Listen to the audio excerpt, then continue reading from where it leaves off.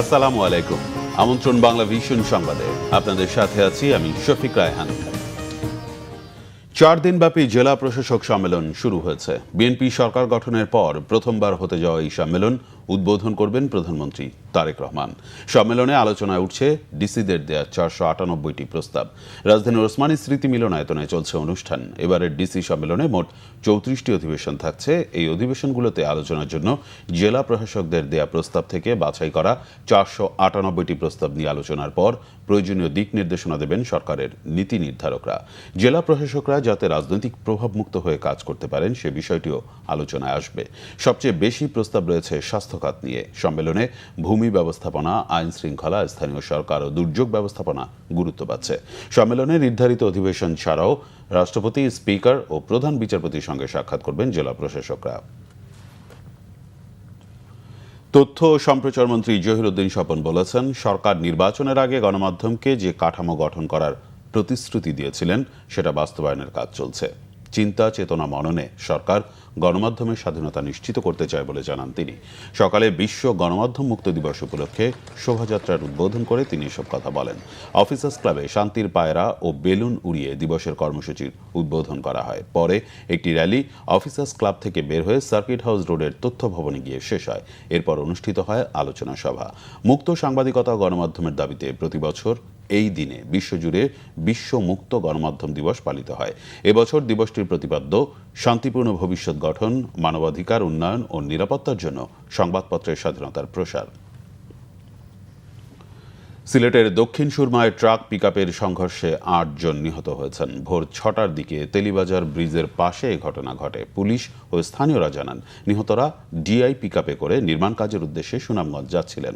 পথে বিপরীত দিক থেকে আসা একটি ট্রাকের সঙ্গে মুখোমুখি সংঘর্ষে পিকআপটি দুমড়ে মুচড়ে যায়। এতে ঘটনাস্থলেই তারা নিহত হন। সিলেট দক্ষিণ মেট্রোপলিটন পুলিশের উপ পুলিশ কমিশনার মোহাম্মদ রিয়াজুল কবির নিহত হওয়ার বিষয়টি নিশ্চিত করেছেন। নিহতদের পরিচয় এখনো জানা যায়নি। দুর্ঘটনার পর কিছু সময় মহাসড়কে যান চলাচল বন্ধ থাকলেও বর্তমানে পরিস্থিতি স্বাভাবিক রয়েছে। ত্রয়োদশ জাতীয় সংসদের সংরক্ষিত নারী আসনে নবনির্বাচিত 50 জন সংসদ সদস্য আজ শপথ নেবেন। সংসদ সচিবালয় সূত্র জানিয়েছে, আজ রাত 9টায় জাতীয় সংসদ ভবনের পূর্ব ব্লকের লেভেল 1-এ অবস্থিত শপথ কক্ষে এই অনুষ্ঠান হবে। নবনির্বাচিত সদস্যদের শপথ বাক্য পাঠ করাবেন স্পিকার হাফিজউদ্দিন আহমেদ।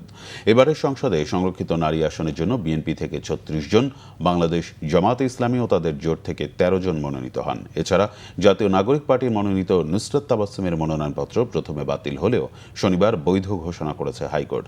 নির্বাচন কমিশন জানিয়েছে, সংরক্ষিত নারী আসনে কোনো প্রতিদ্বন্দ্বী না থাকায় এই 50 জন প্রার্থীকে বিনা প্রতিদ্বন্দ্বিতায় নির্বাচিত ঘোষণা করা হয়েছে। আজ শপথের মধ্য দিয়ে ত্রয়োদশ জাতীয় সংসদ পূর্ণতা পেতে যাচ্ছে।